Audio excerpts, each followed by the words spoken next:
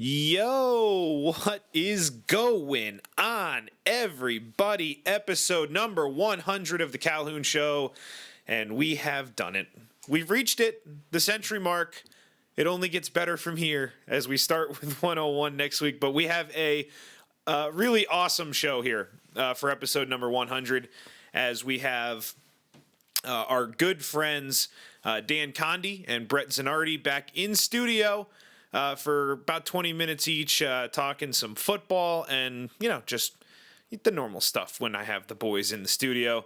And our good friend, one of my best friends for sure, on the planet Earth, Patrick Dixon, Staff Sergeant Select Patrick Dixon, will be joining us on the phone later here in the podcast from Parts Unknown. So very, very excited. I talked to the guys and very excited to do this episode. Plus, we have a bunch of old clips that people suggested that we bring back for this episode. So a couple of the clips from the first 100 episodes here and some other fun stuff too. So let's get this thing going. Episode number 100, and for every episode, we start the same way. It's Patty's music. Let's get it going. Calhoun Show. Here we go.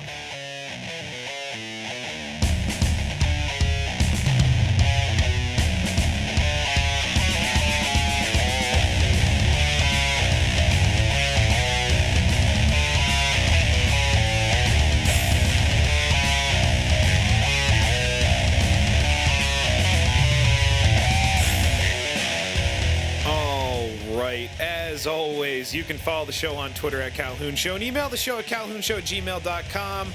Like the show on Facebook and subscribe to it on YouTube. You can listen to this podcast on iTunes, Stitcher, and SoundCloud. And if you would be so kind as to go leave us a nice little 5-star rating and a nice little review on iTunes, that'll push the show to more people, and that would be fantastic. Also, the voicemail line, 860-740-2119. Call it anytime, day or night. We'll put it on the show. So, episode number 100 has arrived. Now, there are a few people that are instrumental to this podcast that made the first 100 episodes possible and moreover, made the first episode possible. So, I want to thank those people to begin with, and that would be my sister, who was on the podcast last week, Stephanie, Patty, who's obviously been mentioned already here, who did all the music and a bunch of other things for me, and then our good pal, Andy, who created our logo and has been on the show numerous times and does the voiceovers for the show. So I want to thank all of those people, Patty, Andy, and Stephanie. You guys are three of my favorite people, and I thank you for helping me. So we have Patty on the show later, and we had Stephanie on the show last week. So it's only right that Andy gets included as well. Now, you hear at the end of each podcast the outro where Andy says, "Thank you for listening to the Calhoun Show. You can subscribe," all the bullshit I just did. So that's Andy, one of my college roommates. And when we recorded that, after we got the voicemail line and stuff, we re-recorded it and have a new one. So he and I got on Skype and we got on our recording equipment in our separate locations. And he's up in Erie, Pennsylvania. So he had what I had written for him to read, and as he read it, he had some problems. He had some reading out loud problems, and it was some of the funniest things ever. And here are the Andy outtakes to the Calhoun Show's outro. The Calhoun Show. Subscribe. The arsonist had oddly shaped feet. The Human Torch was denied a bank loan. You can also find us on Facebook. And don't forget to subscribe and download. You can also find us on Facebook. And don't forget to subscribe to subscribe. Subscribe. You can also find us on Facebook. And don't forget to you. God damn it. Son of me. Why did you write this so hard? I can't say English words. You can also find us on Facebook. And don't forget to Why? Subscribe. And don't forget to subscribe. You can also find us on Facebook. And don't forget to subscribe. Too many sisses. I should learn how to read. You know, it really is hard to believe that on our college radio show, The Last Word, Andy had a weekly segment titled Andy's Upset.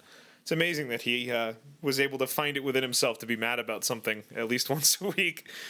So speaking of The Last Word, another co-host from that show, our good pal Patrick Dixon, called the show, and here's the conversation that he and I had, followed by a clip from the old Last Word radio show at Point Park University. I think this clip is from January, February of 2012. And if you heard Patty on the podcast a while back, you'd have heard this. So here's me and Patty talking earlier, and then a clip from a year gone by. All right, and look who's back on the podcast, Mr. Patrick Dixon. Hello, Kevin. First time back since our Myrtle Beach episode, I believe. That was the greatest episode ever. That for was me, at least. That one was a lot of fun.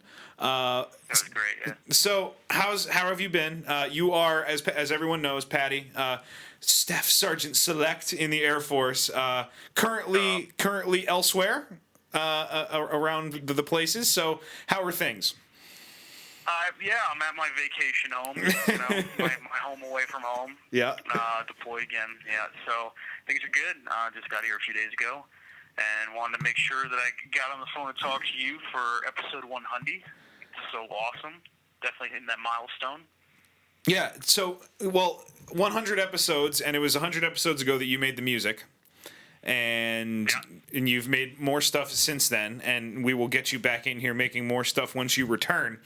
Absolutely. But yeah, you know, we were talking before you got on, and you've only got a couple minutes, and there's not a lot of sports things, you know, that you've been able to keep track of because, you know, you're a Penguins fan, but you're kind of out and about a lot. So that's for sure. So you can. My thought was here's what my idea was. Wherever you are, you can give us a Patrick Dixon weather update before you go off to sleep, which is what you're doing after you get off the phone here. Oh my goodness! What do you like we did in college? Yeah, like we did in college. So imagine that you were about to go outside and have an outdoor barbecue. You have to give us. This was our college radio show, and as a part of this episode 100, we are playing some of our favorite clips. And after Patty's interview, we will replay Patty giving a weather clip in college. So Patty, if you would. Give us the update for whatever mysterious place you're in. Just what's the weather for an outdoor barbecue today? The weather to not throw a barbecue in Afghanistan, very poor.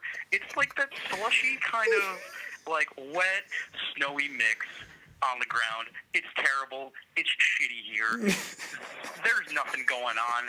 There's no barbecue happening. If I were to give it a grade from A to F, I would give it a D- borderline F. So D- borderline F. However, I do distinctly remember it was 1 through 5.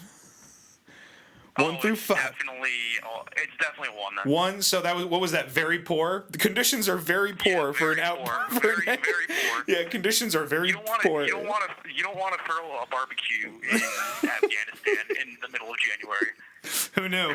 Who would have thought that wouldn't be a good idea? So if you don't know, now you know. All right, I'm going to talk to Patty a little bit after, but that's it for Patty on the podcast. Love you, buddy, and we will talk to you soon on here. Congratulations on 100, dude. Keep doing good things. All right, thank you, man. Here is the current temperature and condition. Patrick Dixon here to bring you, obviously, hands down, the most important segment of this show on The Last Word, 6:70 a.m. The last woes. The weather. Tonight, January 25th, rain and drizzle, low 31. Tomorrow, January 26th, cloudy, rainy, 46, low 36. Friday, January 27th, breezy with some sun, 45, low 31. Saturday, January 28th, mostly cloudy, 42, low 28. And then Sunday, January 29th, snow showers, windy, colder, 30, low 18. And right now, it is 35 and cloudy. Now, for your ridiculous weather forecast for this evening, we're going to be doing outdoor barbecues. And for this evening, it don't look good. It don't look good. We're sitting at a 2, which is poor. This is not the day for an outdoor barbecue! Exclamation point! Awesome.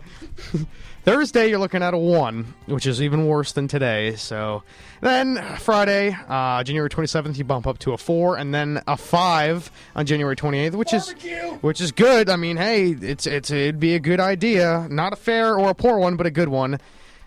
And you know what? Bring your barbecue out to CCAC South on that Saturday, right before the Point Park Pioneer women's and men's basketball. there you go. It's Damon. Tailgate. The Wildcats. On your Number best 9. day of the week. That's right. Women on a 10-game win streak taking on the number 19 team in the nation. Moving on. Okay. I thought this was the weather. Okay, anyway, Sunday, January 29th. It hasn't been the weather for a long time. The weather. You're at a 1. That's all I got. The last word on 670 AM. WPBJ. Patty getting snarky about people talking about stuff that isn't the weather is one of my favorite moments I think ever. Like, listening back to that, I wish I had appreciated it at the time, because he's thought this was the weather. So, all right, we are going to get to Mr. Condie and Mr. Zanardi here. I think Brett first and then Dan after that. So I'm going to give you a clip from a podcast gone by, and then you'll go right into Brett, another old clip, and then right into Dan, and then I will be back on the other side. Maybe there'll be a clip after that, too. Who knows? We have clips all over the place. We're lousy with clips. All right, we'll talk to you on the other side. All right, back here on the Calhoun Show. So surprisingly enough, even though the Final Four is still right around the corner, obviously, believe it or not, we already have crowned a winner in the inaugural Calhoun Show Bracket Challenge. Pretty dominant performance, actually.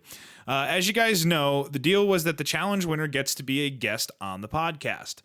Now, I was expecting that to take place next week, but because this individual crushed it so badly in our bracket challenge this year, that the title rounds, the Final Four, the championship game, they don't even matter.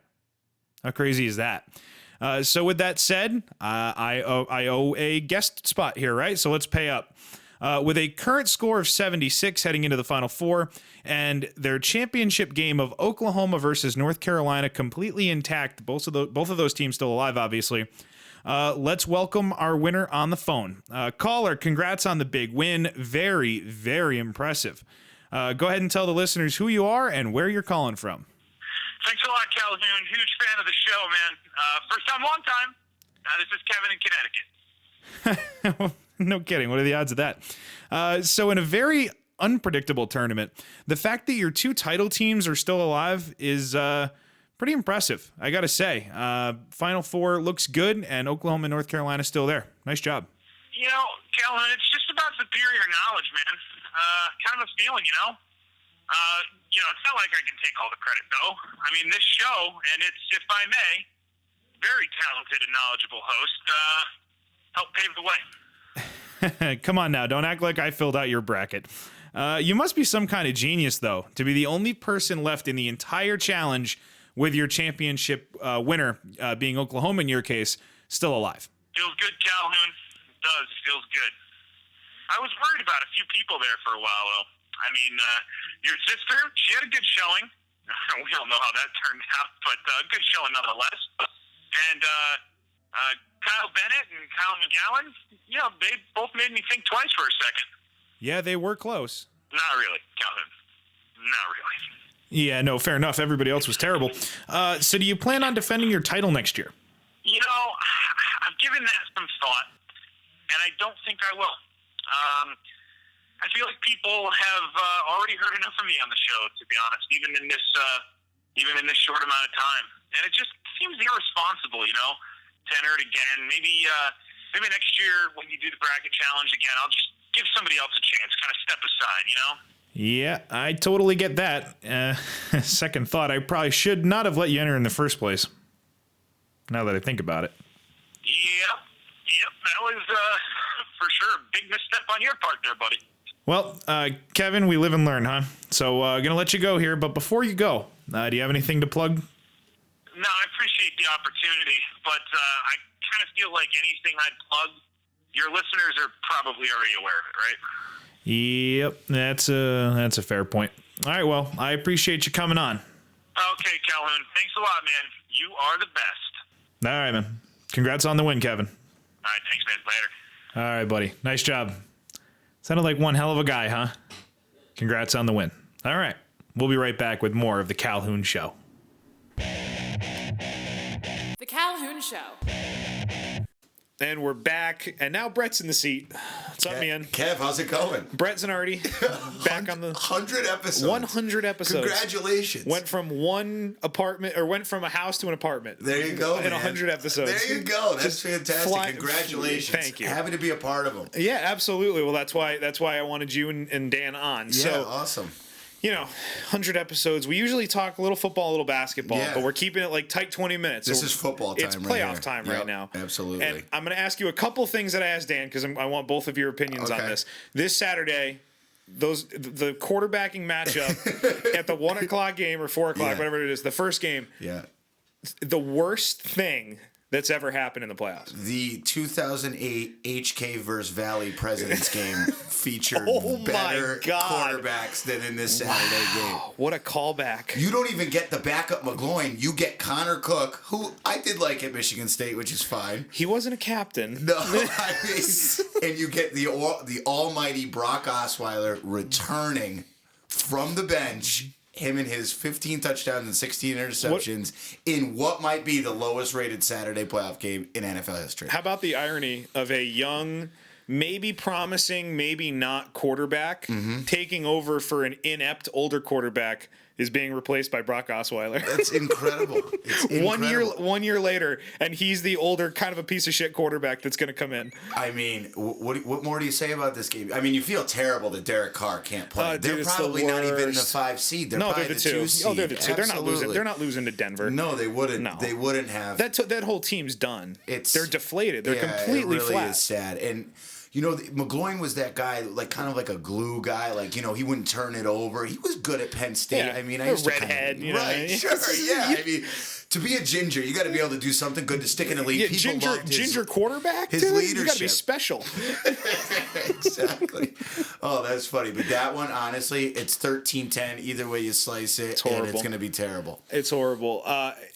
You and I both really enjoy the Simmons and Cousin Sal All the time. podcast. Just all listen the to time. it today, actually. Yeah. So they were talking about the lines, obviously, for this weekend, and I think I think all these lines are completely insane. Like I think too high, I would say. Yeah. Or- Well, first off, Houston favored by 3.5. Yeah, I mean, well, that's because is it the first rookie quarterback to make his first career start be a playoff game? It's got to be close to that. How has Houston not done that in the last 4 years? I know. With the 4 quarterbacks that they've run out, they've had T.J. Yates in there. I was going to say, and on top of it, haven't they played in this 4:30 Saturday slot like 5 times in a row? Yeah. Almost, they played the Bengals It's the like 3 Bengals. times. Yeah. 30 if it happened twice. Well, the Texans keep getting in the playoffs because the rest of the AFC South refuses to get better. Boy, oh boy. It's infuriating. We're being punished. Did you ever see anything like that day, though? Mariota breaks his leg. Carr breaks his leg the same exact way. Yep. Who else got hurt? There was somebody Lockett, else. Tyler Lockett. Yeah, I mean, there Another was broken leg, I believe, right? All broken legs, like on the same day. Yeah, That's weird. It's crazy. It was a bummer, and I mean the Carr one. The Carr one's brutal. Yeah. It was the Raiders were finally there and that good and one of 4 good teams in the AFC and I just went over it with Dan. Yeah. The quarterbacks in the AFC that Tom Brady has to beat at Gillette Stadium. Alex Smith is like without question the toughest one he might run into. Well, Ben, right? Correct. Yeah. Correct. But yeah, I mean, yeah, but then that's right. So Tannehill got hurt like the week before. So like then you got Matt Moore, and it's like, oh my god. And Tannehill you're another leg. I know. Oh, I don't know. It's bad. All right, but we did a lot of AFC, so we got to go to the NFC because you're a Cowboy guy, I'm a Giants guy. Seattle plays later that night? Detroit, yeah, Saturday night. You would think that they would beat Detroit, although Seattle did not look good to finish out the season. No, but Detroit is scrappy. They're a smoke and mirrors team, though. But we saw it 3 weeks ago what they did against the Giants in a game they were supposed to win. They had to won win that game. They should have, but their offense coughed up a couple fumbles in the only chances they got, and they were completely stifled outside of that. So they lost that game. Yeah. Then Dallas kind of put it on them. And you got to remember that they lost the week before that. They were 9-4. They finished 9-7. Wow. So now you're going into the playoffs on a 3-game losing streak in 3 games that you could have clinched your division. And all 3 were playoff teams to kind of give you like a barometer of where you might be. I don't like where they're at.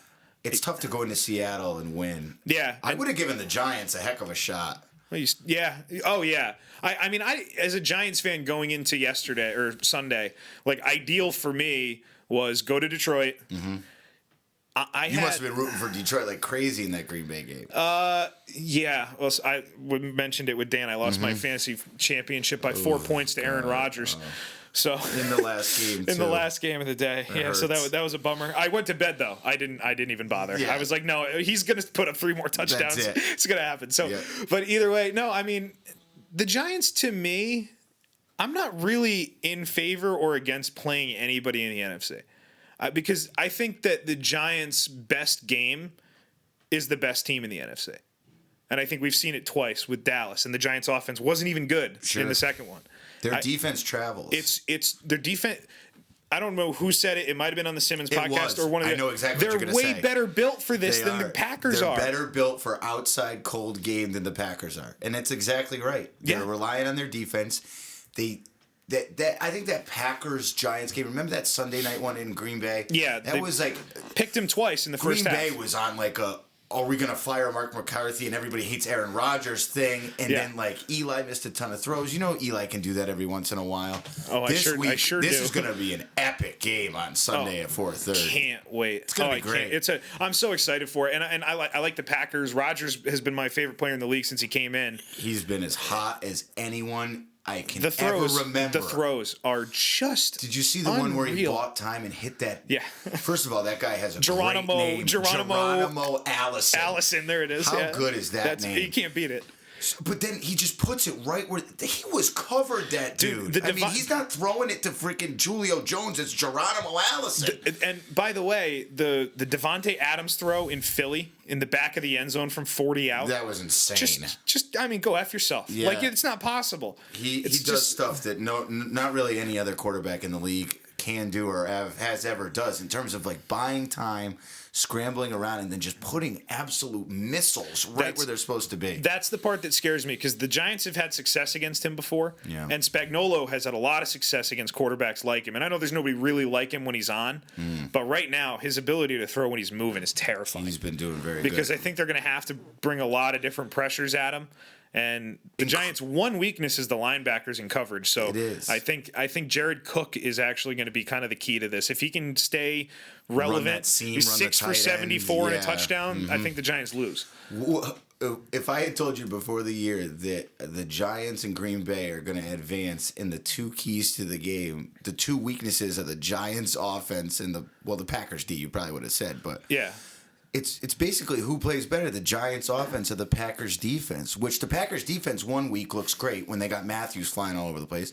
And then there was that one week where they gave up 157 points to Mariota in Tennessee. So which one are you getting? Yeah. The Giants, they haven't even scored over 35, I believe, all year. 30. 30. I think 30.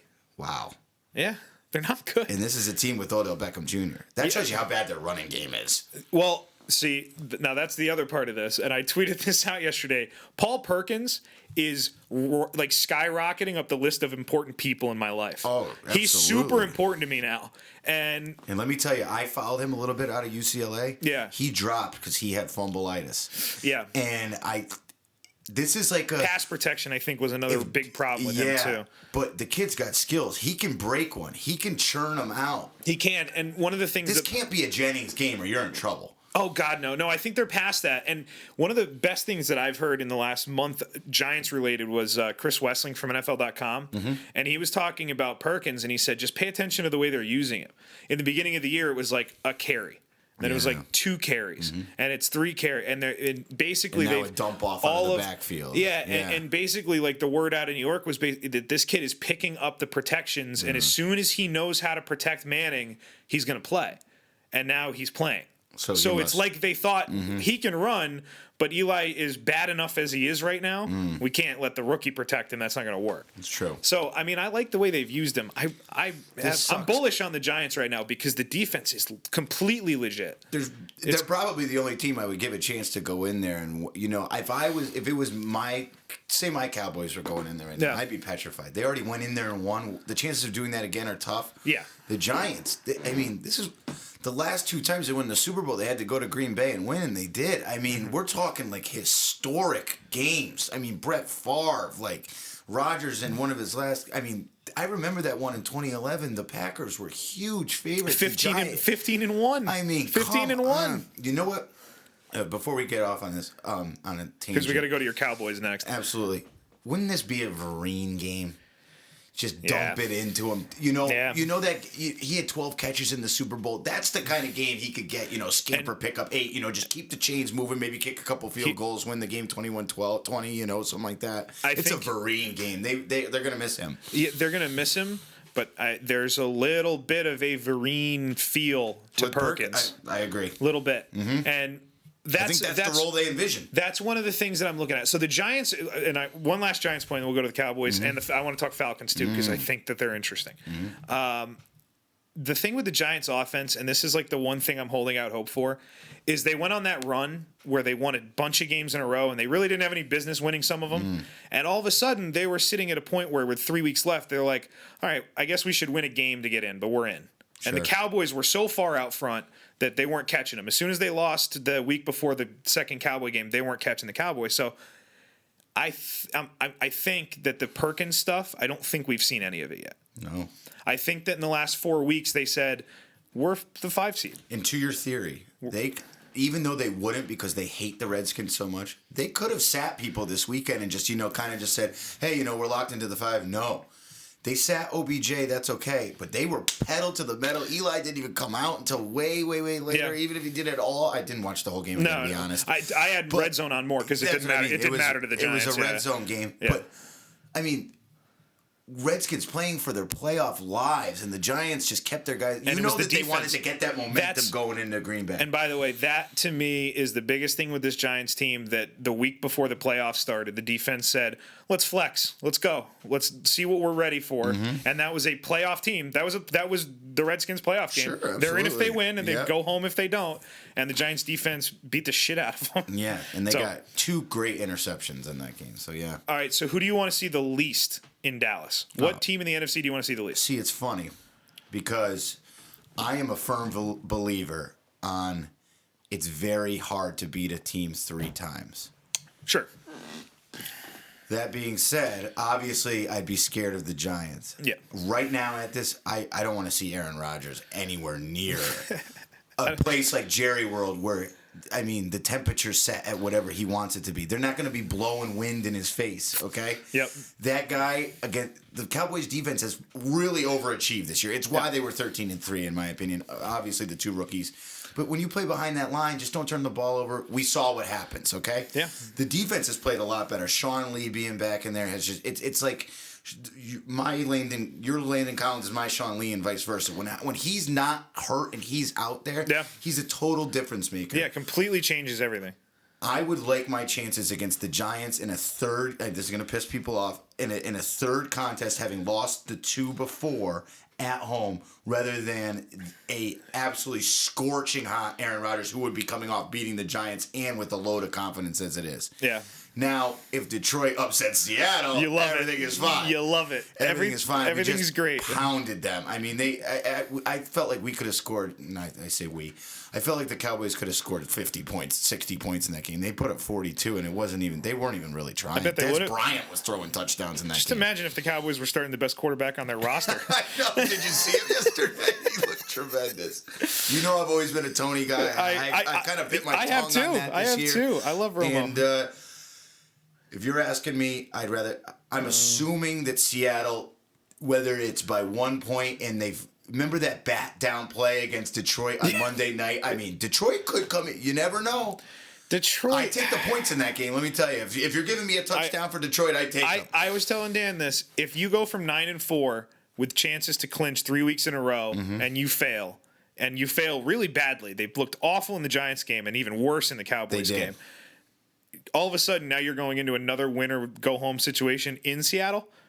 I don't give me all those points for Seattle and more, man. Yeah, Detroit's. I got nothing for Detroit. They're a here. flash in the pan team. They really are. They are smoke and mirrors. This is a classic. I will certainly root for them. By the way, this is like as clear as, and I'm going to be totally wrong because it's so clear in my head. Sure. There is like nothing I've been more confident in this year than at halftime.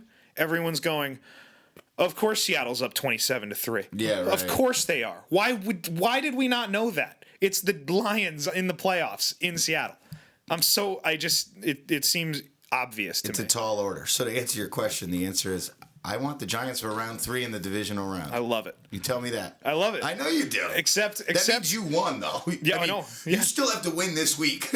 I don't. I have the luxury of sitting around. Yeah. So you'll take it any way you can get it. And it's going to be great for you at 7:30, 8 o'clock Sunday night, and you're either going to be looking at Aaron Rodgers, or you're going to be looking at the Giants, who again went to Lambeau and beat Aaron Rodgers, who've already beaten you twice. Absolutely. You're pants. I want to play this weekend. Yeah. Fresh set of underwear Sunday night. No doubt. Not all the scenarios are bad. Okay, so Atlanta. Are they the scariest team you ever saw? Offensively, yeah, but man, I mean those offenses don't win. They don't. The Cowboys have a semblance of a defense. Yeah, right. I mean, the defense isn't great, but Sean, you were talking about Sean Lee and what he brings. He's still there. He's still playing, and they're still okay. They're like probably 15th best. I don't know where they rank, but I have the Cowboys somewhere in the middle. Atlanta's defense is terrible. Yeah, it is. Aside from what's his face, Vic Beasley. Vic Beasley, which I forget his name because he wears 44. It bothers the hell out of me, and all I can picture is the 44 as a defensive end. But aside from him, that defense is awful. Yeah. And they're not going to stop. They're going to run into any one of these NFC teams that plays a little bit of defense. So it sounds like Seattle beats Detroit and then goes in there and pulls the upset? Yeah, I think so. You think so? I think so, yeah. I really do. Even with the West Coast traveling that one wouldn't surprise me. I mean, no, that wouldn't surprise me either. That one wouldn't surprise me. I think maybe Atlanta could win that game. Maybe they're ready to win a playoff game, and that Seattle team's not that good. And Atlanta should have won in Seattle the first time. Right. In Seattle. That's right. Remember that Kaepernick year though, when they went to Atlanta and beat them there. So it's not like it hasn't happened before. And I would say that Seattle is a better team than Plus, that team. Was in the Tony Gonzalez retirement tour too, if I'm right. And that was like his shot to go to the Super Bowl. Yeah, that was the big year for them. Absolutely. And then they went to New York and lost 24-2, I think, to the Giants. Oh my God! The safety game. It was definitely 2 points. I don't remember. It was 25. I think it was 24-2. Yeah, and I think the Giants maybe even took the safety to make sure they didn't get a block punt for a touchdown. Like something weird like that. Okay. Well, this has to get mentioned on this episode because it happened last week. Can we talk for a second about the Bills-Jets kickoff? Yes. And how those are the two worst teams in the NFL. The Bills-Jets. You saw it, right? The kickoff, it went over everyone's head. Yes. And went in the end zone, and the Jets recovered it for a touchdown. That is insane. Because the Bills didn't know what to do when it hit the ground. I mean, it was the wildest. It was the wildest thing I've ever seen. Now that you mention it, I saw the replay. Yeah. What were they doing? What exactly were they thinking? So is it Folk still in New York? Whoever the hell it is. I would think so. Gives a shit. He kind of pooch kicked it to like the 15. Right. And Gillislee was near it. Yeah. And he it rolled and then all of a sudden he decided to let it keep rolling like it's a punt. Right. Like it's not a live ball. He was just going to die. Like it's not a live ball. The longest onside kick in the history of the league. It is. And it just rolled in the end zone and he's kind of like standing there and they're looking at it and then one of the Jets guys comes up and he grabs it. And they asked him afterwards. He didn't know. No. He didn't know. He thought he was downing it. Run with it. Yeah. He thought he was downing it. He just happened like to be in the end touchback zone. or a safety or something. And then he's like, he didn't know he was scoring a touchdown. Well, that's a team that. Those are two teams with Rex Ryan stink all over them. Yeah, you're so right. You're so right. Just idiots like that. Yeah. The Jets special teams. I mean, if we called up Joe Badingo right now and said, Joe, what do you think about the Jets special teams this week? Bro. He would go terrible, crazy.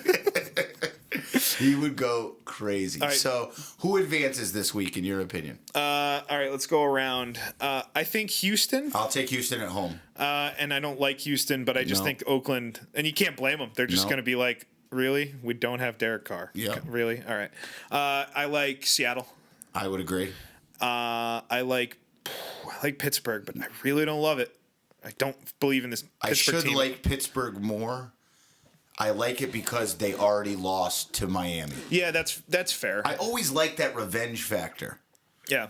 And then I know Unless you'll take your 14 G-Man or and whatever. I'll take Aaron Rodgers. So that'll be our head-to-head game. Love it. All right. We will, I was going to say see you in the new year. It's already in the new year. Yeah. But we will see you shortly in the new year, I'm sure. One National last thing. title. National Yes. title. What did you think about Alabama beating Washington? Not a surprise. Yeah. What did you think about Clemson waxing Ohio State? I mean, Dan and I destroyed them. Yeah, Dan and I talked about it. They looked completely unprepared. I've never seen an Urban Meyer team come out like to get shut out in completely- college football with JT Barrett is almost that's almost impossible. Just to do. completely flat. Completely flat. What were they thinking? Pitt scored like 40 points on Clemson. I was just going to say, Clemson lost all their big dogs like Malachi Alexander. Vic Beasley was a Clemson guy. He wasn't last year, but he's been there recently. Yeah. 31-0. Yeah, it was really it wasn't depressing. like Watson had 5 touchdowns. He had 2 and ran for 1 more. I mean, yeah, no, that was a no-doubter. That was and brutal. Watson throws a pick on the first play because his stud receiver falls down. They don't even get a field goal out of it. The guy is shanking field goals left and right. I'm like, Dude, it's this like- is going to get out of hand. Dude, it was the Browns with goal to go inside the 8 plays or whatever they really did the other day, was. not scoring any It didn't points. score. I tell you, I will root for Clemson. I don't know if they can get it done. I would like to see those two. I would hate for Deshaun Watson to look back and be like, man, did I really lose 2 national titles in back-to-back years? Like, at least let that kid split. He's a great college quarterback. I'm not sure how he'll be in the pros.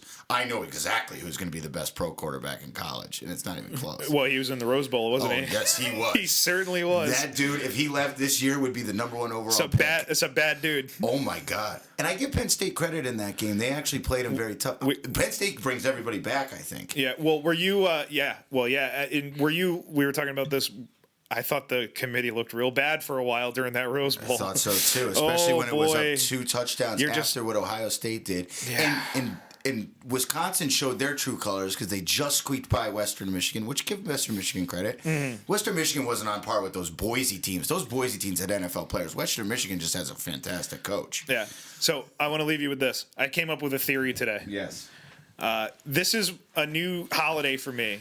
They call it Black Monday, right? When they fire all the coaches. Yes. So Tuesday. You love coaches getting fired. I don't love it, but I find it fascinating, the fallout from it, right? Yeah. So the fallout from it comes Tuesday, and I haven't named this holiday yet. Okay. But Tuesday is when we find out who actually is a good coordinator in the NFL. Yes, because you find out who is going to get the jobs. Yep. It's like job offer Tuesday or like something. Yeah. Like we got to come up with some alliteration for my that. brother's a Ravens fan, and I saw Schefter tweet out that they're keeping Marty Morningwig. Then I screenshot it, sent it to my brother. He go, "What the fuck?" He's all pissed off. So I'm sitting there, and that's when I Marty realized already had it a shot, a couple places, and I'm laughing to myself, and I'm going, man, good. Nobody's talking to Spagnuolo. I guess they kind of know he wasn't a great head coach. He's just good at what he does. Nobody's talking to the offense court. That's because offense is fucking terrible. I just remembered. It's like somebody please take my offensive coordinator is the head coach. Yeah, now. well, yeah. Well, no, they have an OC, but I guess he's kind of a figurehead. But yeah, I would say so. Seeing as so. Eli had his most productive years under McAdoo, then he becomes the head coach, and now they can't score anymore. Yeah, I don't understand. I tell you what, it'll be real quick. What would be your top job if you were the head top guy? You were Josh McDaniels. You were Kyle Shanahan. You had your pick of the litter. Where would you go? Denver, right? I would think Denver or LA. Is Tony Romo going to be your quarterback, or is Paxton Lynch going to be your quarterback? I think it's probably going to be Paxton Lynch. Ooh. I think if he wasn't willing to go out. Do any of those guys like Jared Goff? That roster isn't bad. No, it's not a bad roster. It's I don't know. Does anybody like the ownership? Do you want to work for that guy? If it wasn't in Buffalo, I would say that would be the best job. That's the best team. That's the best roster. And I like Tyrod Taylor. You could win with him. I do too. And somebody mentioned it on Boomer and Carton the other day. Jets, Tyrod Taylor. They don't want him. They're not going to pay him. It sounds like he's pissed because they made him sit out this week because I they would didn't be- want to give him a roster bonus or something like or his injury contract's thing. his contract's worth $31 million next year. Because they front loaded good for it. that guy. They front loaded it thinking he's not going to play well. He'll renegotiate. Then he played well, Yeah. and now he's like, well, I'm not going to make 31, but somebody else is going to pay me a lot to start. Goddamn right. Attaboy. I mean, that's he flaccoed it. Went in, said he didn't win a Super Bowl, but he went in and played well enough. This weekend, I bet you, we think it's going to be crappy. I bet you there'll be a bunch of exciting, crazy, stupid games. Well, I mean, the pick six factor in the first game is it's super, super rare. That could be the first two scores of the game. It could be, dude, it could be 7-7 with 2 pick sixes at 34 seconds in. No yardage for the offense. We could get the first ever playoff game to have 4 different quarterbacks throw a pick six. I wouldn't. It's never happened. I wouldn't put it past that. It's never happened before. Hey, Kev, thanks for having me on. Congratulations on 100. I hope for 100 more, my friend. You got it, man. Thank you for coming on all the time. Yeah, absolutely. All right, man. Bread Zanardi, ladies and gentlemen. The Calhoun Show. American Pharaoh, however, is a horse. And a horse is, not a person. American Pharaoh, in a poll online, received 50% of all votes to be the SI Sports Person of the Year. If you cut away the names and everything about it, what we're really saying is that horse right there is the best person. What the fuck are we talking about here? It's a horse. I think tonight, Wednesday night, they have the ceremony for this. What if the horse won? Does he give a speech? Does a horse know it's racing something? Put the horse in the little paddock there, but don't put the little short guy on top of him. You know what's going to happen when they open the door? He's going to stand there.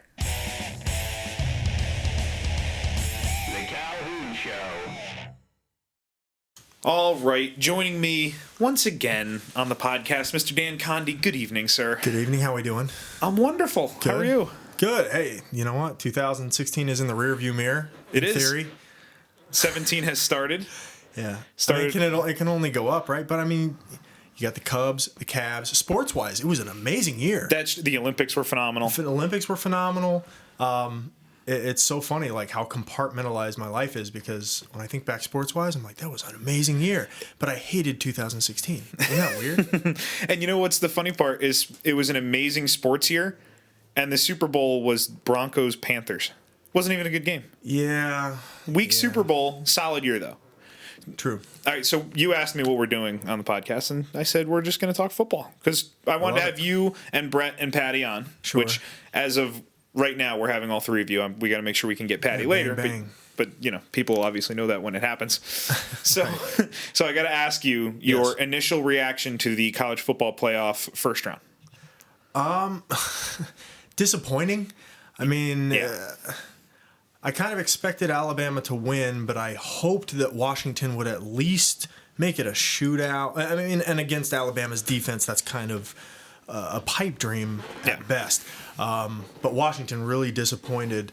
Their defense was just on the field for too long. Alabama's defense was stifling, and it turned into a one-sided game. Clemson, I can't say that they lucked out because their defense also played really well, but Ohio State looked terrible. Horrendous. They looked terrible. They looked awful. And I really thought that Ohio State had a 50-50 chance. I mean, I thought that game was a pick 'em in my mind just because of the Urban Meyer factor. Mm-hmm. And, you know, it's hard to go back-to-back to a championship game not named Alabama. Yeah, that's actually a really good point. So you were just kind of betting those odds, I guess. Sure. I mean, it's just the law of averages. I don't know. I couldn't get a real good feel for the game because Deshaun Watson is always a factor, and J.T. Barrett is not. Yeah, well, usually though.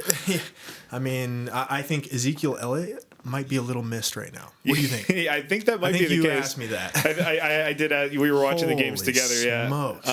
Yeah, it was unbelievable, and I mean, if I had told you that morning that those were going to be the final scores, you wouldn't even. I mean, the Ohio State one would have surprised you with what the score was. Sure. But even still, it would have been just like, all right. I mean, yeah, Alabama, yeah, that makes sense. And then Clemson actually kind of, yeah, okay, because we've seen this Ohio State team do this before. True. Not to the being shut out extent, but I mean, they've had the kind of we didn't show up. Yeah, we didn't show up day. Sure.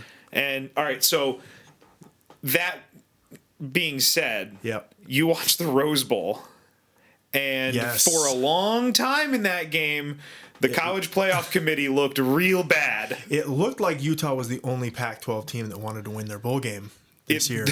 That's actually a really good That's point. what it looked like. And Utah did not win spectacularly. Or in spectacular fashion. Yeah. By any means against any sort of good team. Yeah. I mean, Indiana's defense is all right, but don't go down the Utah road. Let's not go down. Stay with the Rose Bowl. Yeah. The Rose Bowl was surprising. I thought USC did an amazing job staying in it, and that Darnold kid is an all-star. I mean, he ugly as sin, but this guy's an all-star. He looks like the bad dude from The Incredibles, Wonder Boy, Incrediboy. Okay, all right, yeah, all right, I can see that. Yeah, Google it, you guys. You will laugh. Google that. But no, I'm just. I thought the outcome was incredible. 46 yards. Yeah. On an overtime kick is like 66 yards.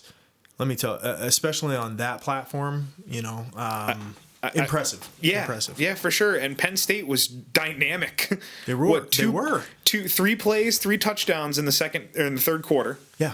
And I mean, Barkley and I is mentioned gross. it, and I mentioned it when we started this. Like, boy, before USC made the comeback, the selection committee looked terrible because Penn State was everything Ohio State wasn't. Correct. Everything. Correct. And they were tough in the trenches, and Barkley could not be stopped. No. Could not be bothered to be tackled. No, leave me alone. I'm going that way. Excuse me. The end zone is there, and you're in my way, sir. I mean, that guy is incredible. The cuts that he makes, he reminds me of Lev Bell. A little smaller, but the cuts, or maybe McCoy's the better comparison. Because he's a little bit more compact. Yeah, McCoy's probably the better comparison. Yeah. But yeah, just unbelievable game. Unbelievable game. I saw a questionable tweet that made me laugh. What's that? That said Penn State didn't protect their lead because it was only 14, which oh man. No punches pulled. No, that's clever. So I like that. I heard this question posed. I mean, it's been everywhere. Sure. Is this Saturday's NFL slate the worst playoff Saturday in the history of the NFL? Yeah, I feel like it's kind of like the fault of the late shakeups. You know, Seattle kind of tailed off. Tailed off. The offensive line's not good. Raiders obviously choked at the end, and that obviously wasn't their fault. You could say if Carr was in. Here's the quarterbacks the Patriots could play in the playoffs. Yeah, let's hear it. From the AFC to get to the Super Bowl: Ben Roethlisberger, Alex Smith, Matt McGloin, Connor Cook, Brock Osweiler, Tom Savage, and who am I missing? Ryan Tannehill and Matt Moore. And Ryan Tannehill's like a wicked long shot. Yeah. Those are the quarterbacks Tom Brady has to beat in Foxborough this year. Yeah, I like his chances. I like his chances, except when he comes up against Mr. Alex Smith. That's the one. That's the one. Some respect. No, that's the team though. But that's the team. It is, and it was your call. I did say that they were my Super Bowl pick in the AFC. And I still somebody think that happened to manage his way into a second Super Bowl ring last year. So let's cool our jets as far as defenses not being able to win a Super Bowl. That's what it would be. Let's be honest. That's pretty accurate. Kelsey is. Oh, he's got to be careful. He's got a hot head, and he's gotten tossed a couple of times now. Great. And so did Randy Moss. No, but so did T.O. But when I picked this is excellent. When I picked Kansas City, pre Tyreek Hill. Yeah, he's an all-star. Oh my God! Questionable character. Questionable character. But I mean, that's nice. 13 touchdowns. He's a rookie. Yeah. That was the part that got me, because I would see the highlights. Oh, Tyreek Hill did this or that, and I'm thinking, oh, cool, that's like a third string receiver that all of a sudden found a role, being a great returner. Oh yeah, he found a role. And then I heard it was like rookie, and I said, oh, what? Oh, yeah. Oh, this is a different thing. Right. This guy's here because he came off when you first heard about him. You're right. It sounded like some third year, fourth year guy who finally, got his. He's great at he's great at punt returning. Exactly. Yeah, he's a rookie. So. Yeah, it's just crazy, and I really think that they could go into New England and win. The team that I don't think will is Pittsburgh. You don't think so? I don't get it. Just because their offense won't travel, because obviously that's their strength. I think I don't think their defense is good enough to bother Brady. I was talking to my brother about this because we saw Sunday. All of a sudden, oh my God, Michael Floyd is a Patriot, and Michael Floyd looks like Michael Floyd right now. Yeah. The block on the long Edelman touchdown. Oh my gosh. The block decleated there. Him. Decleated him. Oh yeah. That was beautiful. Yes. And I don't like the Patriots. I'll be honest right up front. But man, they are just a machine. And did you see his touchdown catch? He caught it on a slant at the 10 and went in through 5 guys. Yep. He wants to be there. Yeah. And he wants to win. And I was telling my brother this the other night, and I just started listing it out loud. Brady weapons without Gronkowski. He has Martellus Bennett instead. Yep. He's got Hogan, who all of a sudden is Wes Welker 2.0. Right. Except he goes deep. Actually, that's a white guy comparison. He goes deep. He's got the longest average yards per catch in the NFL right now. So you got Hogan, Edelman, Amendola, Bennett, White, Lewis, Blunt, by the way, who led the league in touchdowns. Right. Well, how far did you have to go down the roster of Colts receivers before you hit Dallas Clark? And Dallas Clark was amazing. Yeah. He gets lost in the shuffle, but that's what happens with elite quarterbacks is that they can hit anybody. Yeah. So unless you have a defense that can play man-to-man with 5 guys. I left Michael Floyd off the list, exactly, by the way. Dude. I mean, and that's what I said when you told me, what do you think Gronk's going to be out? Who cares? It doesn't matter. Tom Brady will throw it to the bald kid if he suits up and play, and he'll get a reception throw it to the bald kid, and the bald kid will deflate it and throw it back. That's exactly right. He will. So, yes. All right. So we're here. We're at the beginning of the NFL postseason. Yep. Who do you like? You don't have to make a Super Bowl pick, but like, what teams are you like? Okay, yeah, that's kind of the teams to watch here. I would say, let me give you a final 4. Okay, I think it's gonna be Chiefs at Roxboro. Foxborough. Roxbury. Sorry. Chiefs neighboring at the Roxbury. Neighboring city in Colorado. Oh, okay. I always get those mixed up. That's my fault. Foxborough. And then I don't trust Seattle anymore. I think it really could be Green Bay at Dallas. Yeah. I like it. I mean, that could save the playoffs. Yeah. How about that, dude? Chiefs at Patriots. Oh, man. By the way, Sunday football this weekend's good. We get Miami-Pittsburgh. That's true. Which I think is a sneaky good game. You think so? Yeah, I think because the Dolphins are bleeding right now. I think the Dolphins have beaten a lot of bad teams. Their best win of the year is Pittsburgh. They've won a lot of close games, I think, if my memory serves correctly. And let's all not forget that a month ago, the Baltimore Ravens curb stomped them. Yes, they by did. like 4 touchdowns. Yeah. So they're not necessarily a good team. But I think unless these young rookies in Pittsburgh have a monster day, I think Matt Moore is serviceable enough and Jay Ajayi is dynamic enough to keep that game close. Right. And durable enough. That guy... Yeah. That guy can just hit the hole and hit the hole and hit the hole over and over and over again. Mm-hmm. Even I don't think it was against the Patriots. It was the second last week when they clinched. He was a workhorse. Yeah. And they just hand it to him over and over and over again, and he's good for... You need 2 yards, he'll get you 3. It's the Buffalo game, right? Yeah. Yeah. I believe so, yep. You need 2 yards, he'll get you 4.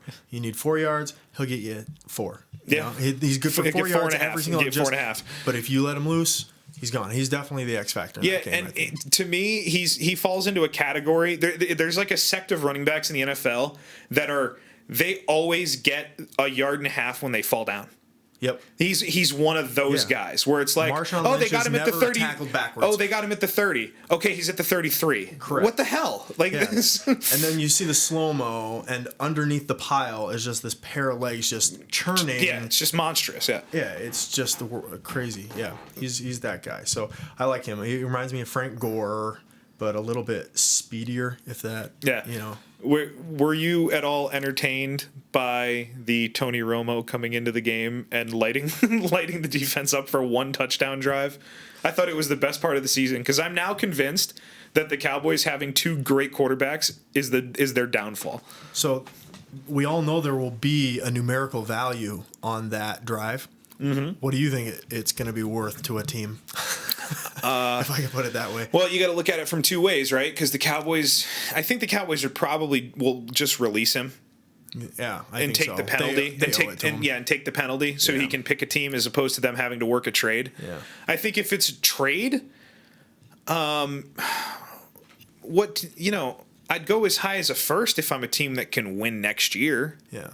Do you think Dallas ownership writes him like an apology card for waiting that long to get an O-line together? Like,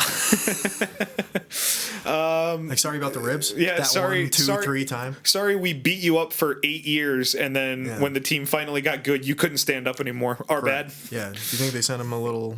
I have a feeling fruit basket. I have a feeling they don't though. No, I mean, yeah. If who needs a quarterback next year? Denver, maybe. What do you have in Paxton Lynch? I guess, but probably not. Yeah, they haven't shown a lot of faith in Simeon. I don't think they should. And he looks. Yeah, I mean, it's just a weird thing. I mean, for me, the number one, I think that him in Houston is an instant second best team in the AFC. How funny is that too? What they went through to get Osweiler away. Yeah, and that drama. Yeah, if Osweiler would have stayed, they'd be in the playoffs. I think. Yeah, I think. Houston's defense is obviously good, but I like the Broncos better. I think they win more games than Houston. Mm-hmm.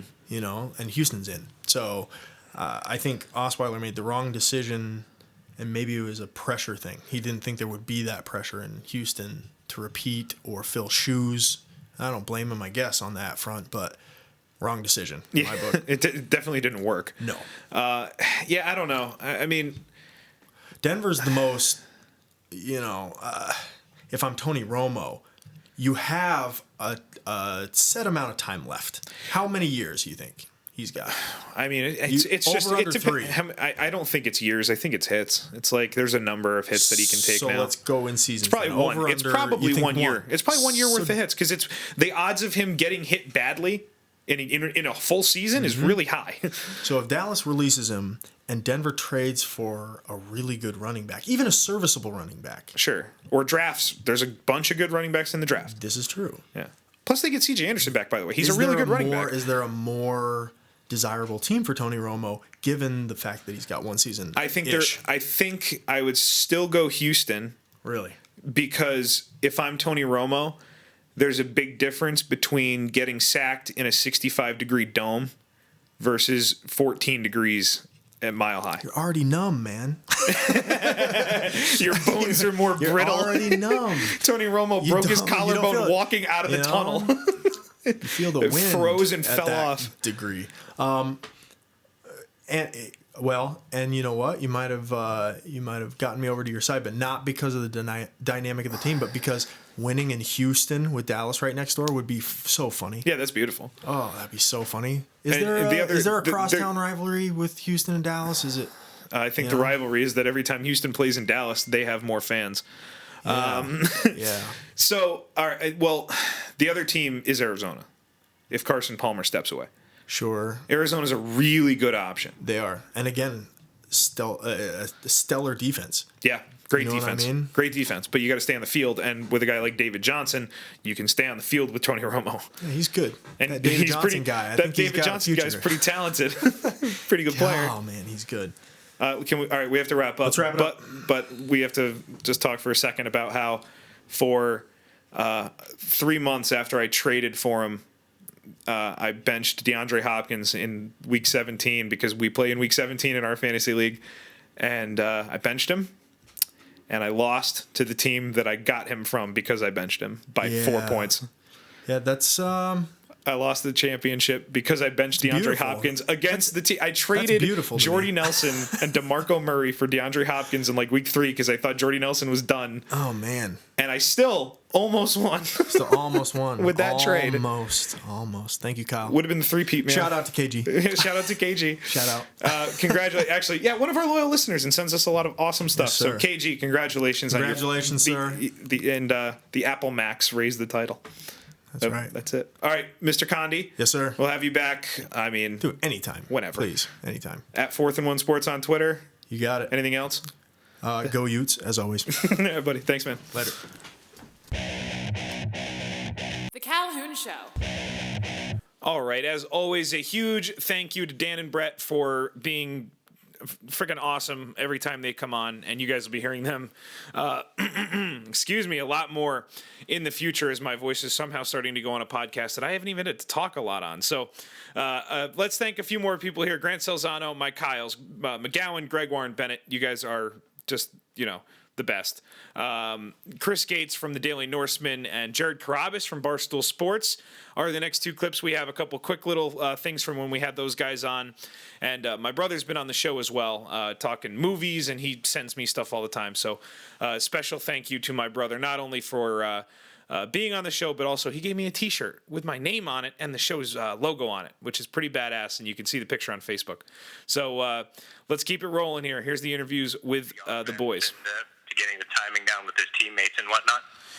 Yeah, and I think you raise a good point that it's not the end of the world here. I mean, Bradford has a really good deep ball. You guys definitely have weapons that can get down the field in a hurry. So, defensive side of the ball, this is a team that is pretty complete on that side. What are you excited about going into this year? I think the defense is going to continue to be really good. I mean, before Mike Zimmer got here, the defense was terrible. They were old. They were giving up 30 points a game. And, in the 2 years that Mike Zimmer's been here, last season, they were all the way up to 5th in the league in points allowed. And, a lot of people, I think it was Football Outsiders, pointed to the fact that, the Vikings faced fewer drives on defense than any other team. But, that's just basically the sort of football the Vikings play. I mean, they don't turn the ball over very much. They kind of grind it out with the running game and short passes. And, they're not going to give other teams a lot of extra opportunities to score on them. So I don't see that changing. And, this being their 3rd year in Mike Zimmer's defensive scheme, we're going to continue to see guys like Anthony Barr and Linval Joseph and Harrison Smith going out and continuing to make plays for this team. And, they should continue to be pretty solid on defense, and they might even be better than last year as far as points allowed, considering that everyone's finally starting to get their legs underneath them. You mentioned Mike Zimmer, and I live in Connecticut. I'm a Giants fan. That's how I grew up. And just as an outsider looking into the Minnesota Vikings world, I wonder what you guys think of Mike Zimmer, because he has a phenomenal reputation amongst fans of other teams as a guy who wins, and he's a great leader.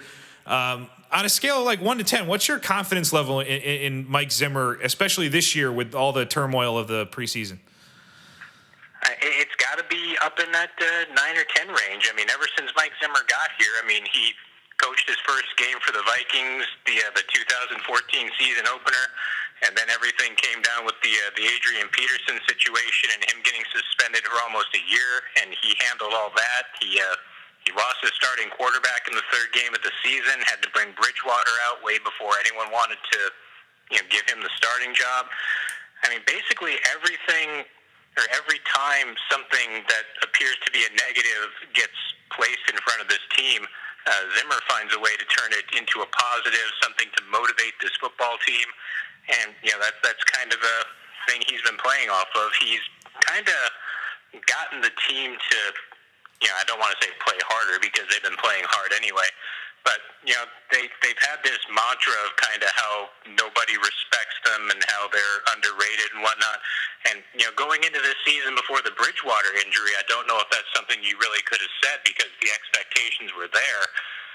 But now that Bridgewater has gone down, I think they're back in that underdog role again, and that's exactly what Zimmer wants for his team because he doesn't want them getting too confident or resting on their laurels or anything like that. The Calhoun Show.